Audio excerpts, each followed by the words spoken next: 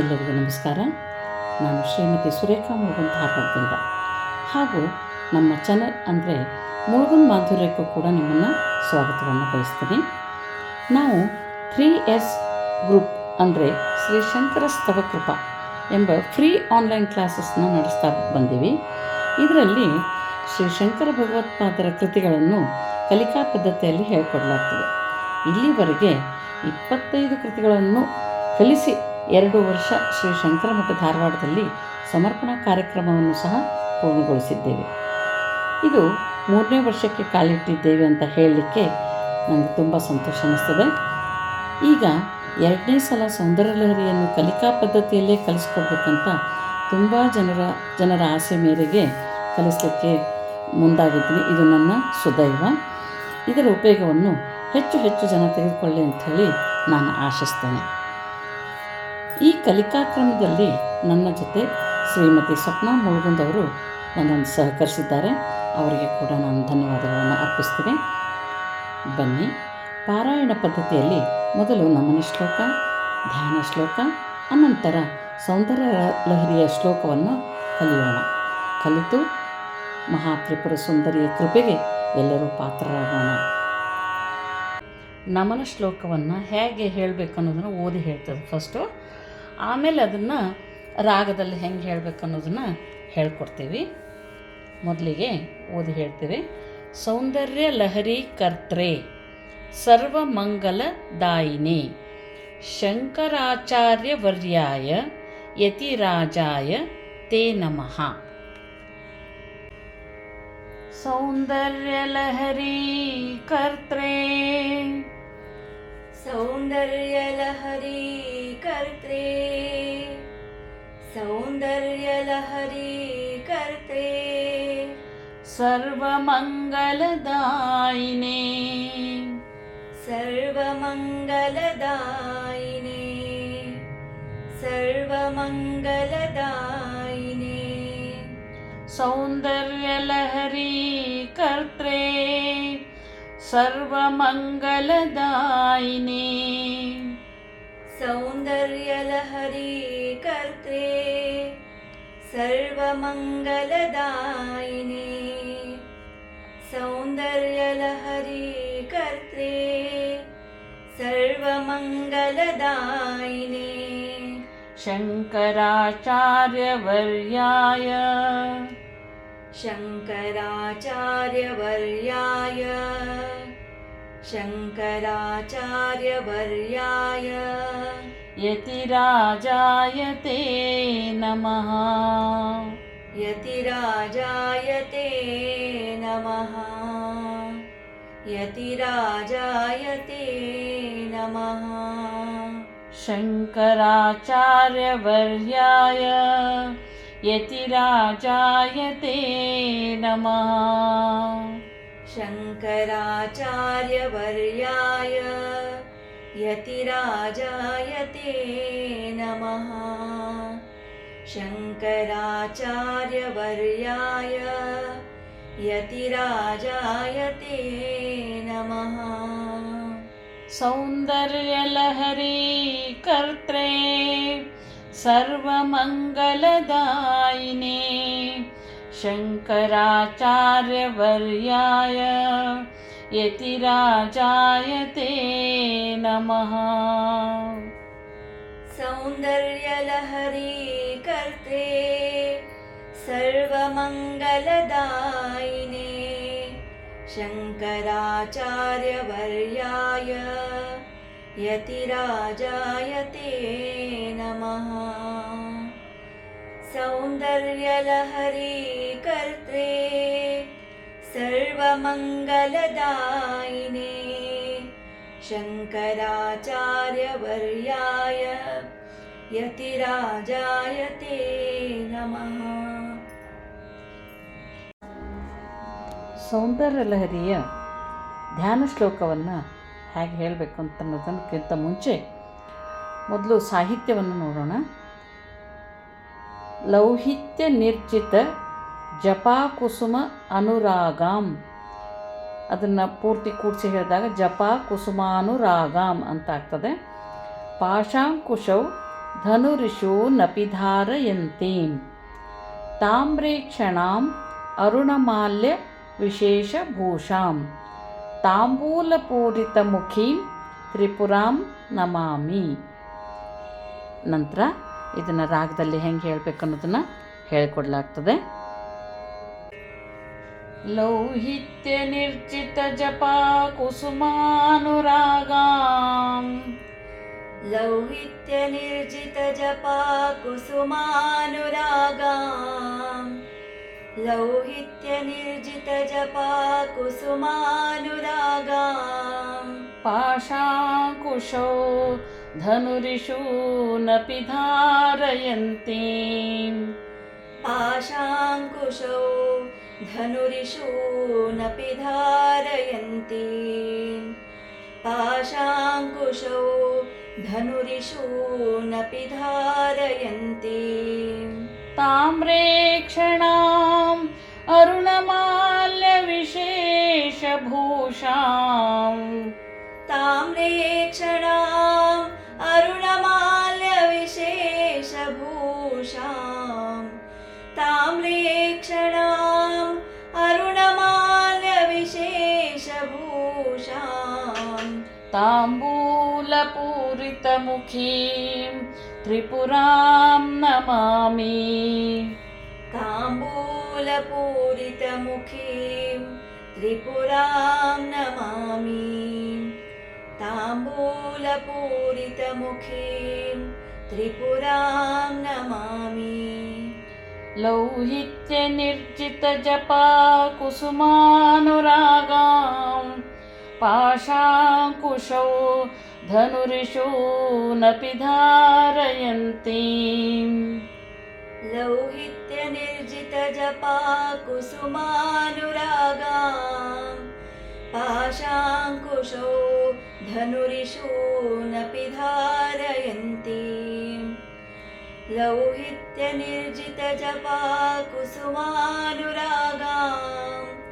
ಪಾಶಾಂಕುಶೌ ಧನುರಿಷು ನಪಿ ಧಾರಯಂತೀಂ ತಾಮ್ರೇಕ್ಷಣಾಂ ಅರುಣಮಾಲ್ಯ ವಿಶೇಷಭೂಷಾಂ ತಾಂಬೂಲಪೂರಿತಮುಖೀಂ ತ್ರಿಪುರಾಂ ನಮಾಮಿ. ತಾಮ್ರೇಕ್ಷಣಾಂ ಅರುಣಮಾಲ್ಯ ವಿಶೇಷಭೂಷಾಂ ತಾಂಬೂಲಪೂರಿತಮುಖೀಂ ತ್ರಿಪುರಾಂ ನಮಾಮಿ. ತಾಮ್ರೇಕ್ಷಣಾಂ ಅರುಣಮಾಲ್ಯ ವಿಶೇಷಭೂಷಾಂ ತಾಂಬೂಲಪೂರಿತಮುಖೀಂ ತ್ರಿಪುರಾಂ ನಮಾಮಿ. ಲೌಹಿತ್ಯ ನಿರ್ಜಿತ ಜಪಾ ಕುಸುಮಾನುರಾಗಾಂ ಪಾಶಾಂಕುಶೌ ಧನುರಿಷು ನಪಿ ಧಾರಯಂತೀಂ ತಾಮ್ರೇಕ್ಷಣಾಂ ಅರುಣಮಾಲ್ಯ ವಿಶೇಷಭೂಷಾಂ ತಾಂಬೂಲಪೂರಿತಮುಖೀಂ ತ್ರಿಪುರಾಂ ನಮಾಮಿ. ಲೌಹಿತ್ಯ ನಿರ್ಜಿತ ಜಪಾ ಕುಸುಮಾನುರಾಗಾಂ ಪಾಶಾಂಕುಶೌ ಧನುರಿಷು ನಪಿ ಧಾರಯಂತೀಂ ತಾಮ್ರೇಕ್ಷಣಾಂ ಅರುಣಮಾಲ್ಯ ವಿಶೇಷಭೂಷಾಂ ತಾಂಬೂಲಪೂರಿತಮುಖೀಂ ತ್ರಿಪುರಾಂ ನಮಾಮಿ. ಲೌಹಿತ್ಯ ನಿರ್ಜಿತ ಜಪಾ ಕುಸುಮಾನುರಾಗಾಂ ಪಾಶಾಂಕುಶೌ ಧನುರಿಷು ನಪಿ ಧಾರಯಂತೀಂ ತಾಮ್ರೇಕ್ಷಣಾಂ ಅರುಣಮಾಲ್ಯ ವಿಶೇಷಭೂಷಾಂ ತಾಂಬೂಲಪೂರಿತಮುಖೀಂ ತ್ರಿಪುರಾಂ ನಮಾಮಿ.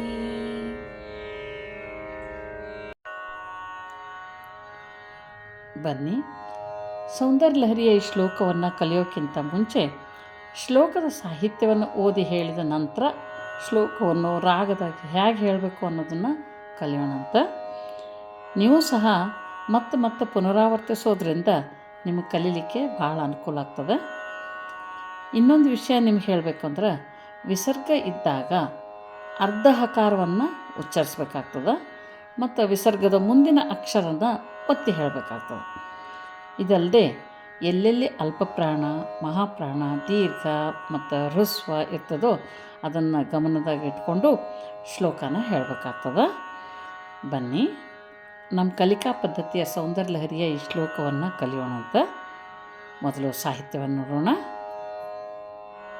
ತನೀಯಾಂಸಂ ಪಾಂಸುಂ ತವ ಚರಣ ಪಂಕೇರುಹಭವಂ ವಿರಿಂಚೆ ಸಂಚಿನ್ವನ್, ನಾಕೆ ವಾವತ್ತು ಸಂಚಿನ್ವನ್, ವಿರಚಯತಿ ಲೋಕಾನ ವಿಕಲಂ ವಹತ್ಯೇನಂ ಶೌರಿಃ, ವಹತ್ಯೇನಂ ತಾಕೆ ಯಾವತ್ತಿದೆ, ಕಥಮಪಿ ಸಹಸ್ರೇಣ ಶಿರಸಾಂ ಹರಸಂಕ್ಷುಭ್ಯೈನಂ, ಭ್ಯೈನಂ ಭಾಕೆ ಯಾವತ್ತು ಮತ್ತು 50 ಎರಡೂ ಇದೆ. ಹರಸಂಕ್ಷುಭ್ಯೈನಂ ಭಜತಿ ಭಸಿತೋಧೂಲನ ವಿಧಿಂ. ಬನ್ನಿ, ಇದನ್ನು ರಾಗದಲ್ಲಿ ಹೇಗೆ ಹೇಳೋದು ಅಂಥೇಳಿ ತಿಳಿಯೋಣಂತ. ತನೀಯಾಂ ಸಂಪಾಂಸುಂ, ತನೀಯಾಂ ಸಂಪಾಂಸುಂ, ತನೀಯಾಂ ಸಂಪಾಂಸುಂ, ತವ ಚರಣ ಪಂಕೇರುಹಭವಂ, ತವ ಚರಣ ಪಂಕೇರುಹಭವಂ, ತವ ಚರಣ ಪಂಕೇರುಹಭವಂ, ತನೀಯಾಂ ಸಂಪಾಂಸುಂ ತವ ಚರಣ ಪಂಕೇರುಹಭವಂ, ತನೀಯಾಂ ಸಂಪಾಂಸುಂ ತವ ಚರಣ ಪಂಕೇರುಹಭವಂ, ತನೀಯಾಂ ಸಂಪಾಂಸುಂ ತವ ಚರಣ ಪಂಕೇರುಹಭವಂ, ವಿರಿಂಚಿ ಸಂಚಿನ್ವನ್, ವಿರಿಂಚಿ ಸಂಚಿನ್ವನ್, ವಿರಿಂಚಿ ಸಂಚಿನ್ವನ್, ವಿರಚಯತಿ ಲೋಕಾನ ವಿಕಲಂ, ವಿರಚಯತಿ ಲೋಕಾನ ವಿಕಲಂ, ವಿರಚಯತಿ ಲೋಕಾನ ವಿಕಲಂ, ವಿರಿಂಚಿ ಸಂಚಿನ್ವನ್, ವಿರಚಯತಿ ಲೋಕಾನ ವಿಕಲಂ, ವಿರಿಂಚಿ ಸಂಚಿನ್ವನ್, ವಿರಚಯತಿ ಲೋಕಾನ ವಿಕಲಂ, ವಿರಿಂಚಿ ಸಂಚಿನ್ವನ್, ವಿರಚಯತಿ ಲೋಕಾನ ವಿಕಲಂ, ವಹತ್ಯೇನಂ ಶೌರಿಃ, ವಹತ್ಯೇನಂ ಶೌರಿಃ, ವಹತ್ಯೇನಂ ಶೌರಿಃ, ಕಥಮಪಿ ಸಹಸ್ರೇಣ ಶಿರಸಾಂ, ಕಥಮಪಿ ಸಹಸ್ರೇಣ ಶಿರಸಾಂ, ಕಥಮಪಿ ಸಹಸ್ರೇಣ ಶಿರಸಾಂ, ವಹತ್ಯೇನಂ ಶೌರಿಃ, ಕಥಮಪಿ ಸಹಸ್ರೇಣ ಶಿರಸಾಂ, ವಹತ್ಯೇನಂ ಶೌರಿಃ, ಕಥಮಪಿ ಸಹಸ್ರೇಣ ಶಿರಸಾಂ, ವಹತ್ಯೇನಂ ಶೌರಿಃ, ಕಥಮಪಿ ಸಹಸ್ರೇಣ ಶಿರಸಾಂ, ಹರಃ ಸಂಕ್ಷುಭ್ಯೈನಂ, ಹರಃ ಸಂಕ್ಷುಭ್ಯೈನಂ, ಹರಃ ಸಂಕ್ಷುಭ್ಯೈನಂ, ಭಜತಿ ಭಸಿತೋಧೂಲನ ವಿಧಿಂ, ಭಜತಿ ಭಸಿತೋಧೂಲನ ವಿಧಿಂ, ಭಜತಿ ಭಸಿತೋಧೂಲನ ವಿಧಿಂ, ಹರಃ ಸಂಕ್ಷುಭ್ಯೈನಂ ಭಜತಿ ಭಸಿತೋಧೂಲನ ವಿಧಿಂ, ಹರಃ ಸಂಕ್ಷುಭ್ಯೈನಂ ಭಜತಿ ಭಸಿತೋಧೂಲನ ವಿಧಿಂ, ಹರಃ ಸಂಕ್ಷುಭ್ಯೈನಂ ಭಜತಿ ಭಸಿತೋಧೂಲನ ವಿಧಿಂ, ತನೀಯಾಂ ಸಂಪಾಂಸುಂ ತವ ಚರಣ ಪಂಕೇರುಹಭವಂ, ವಿರಿಂಚಿ ಸಂಚಿನ್ವನ್, ವಿರಚಯತಿ ಲೋಕಾನ ವಿಕಲಂ, ತನೀಯಾಂ ಸಂಪಾಂಸುಂ ತವ ಚರಣ ಪಂಕೇರುಹಭವಂ, ವಿರಿಂಚಿ सञ्चिन्वन् विरचयति लोकानविकलम् तनीयां सम्पांसुं तव चरणपङ्केरुहभवं विरिञ्चिः सञ्चिन्वन् विरचयति लोकानविकलम् वहत्येनं शौरिः कथमपि सहस्रेण शिरसां हरः संशुभ्यैनं भजति भसितोद्धूलनविधिम्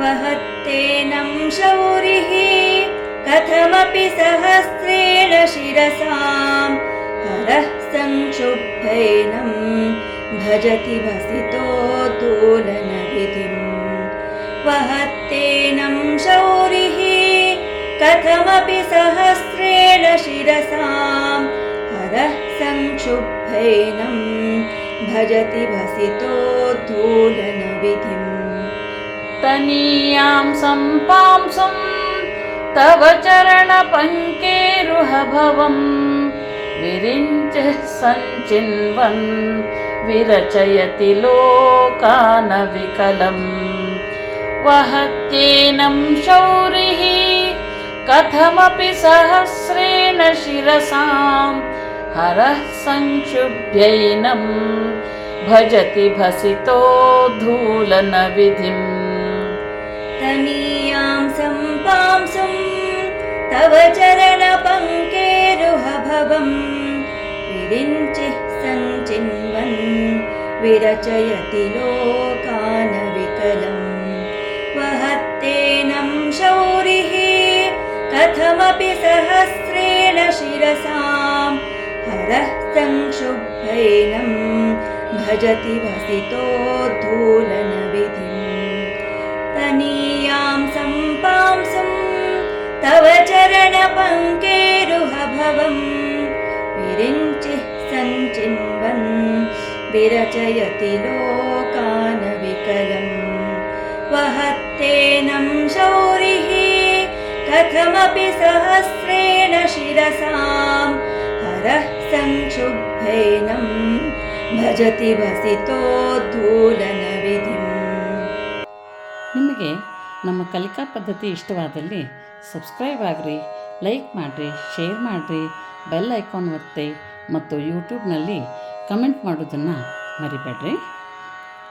ಇನ್ನು ಶ್ರೀ ಭಗವತ್ಪಾದರ ಅದ್ಭುತವಾದ ಹಾಗೂ ಮೇರುಕೃತಿಯಾದ ಸೌಂದರ್ಯ ಲಹರಿಯ 100 ಶ್ಲೋಕಗಳ ಅರ್ಥ ವಿವರಣೆ, ಜಪಸಂಖ್ಯೆ, ಫಲ, ಪರಿಹಾರ ಹಾಗೂ ನೈವೇದ್ಯಗಳ ಬಗ್ಗೆ ತಿಳಿಯಲು ನೀವು ಮಾಡಬೇಕಾದದಿಷ್ಟೇ.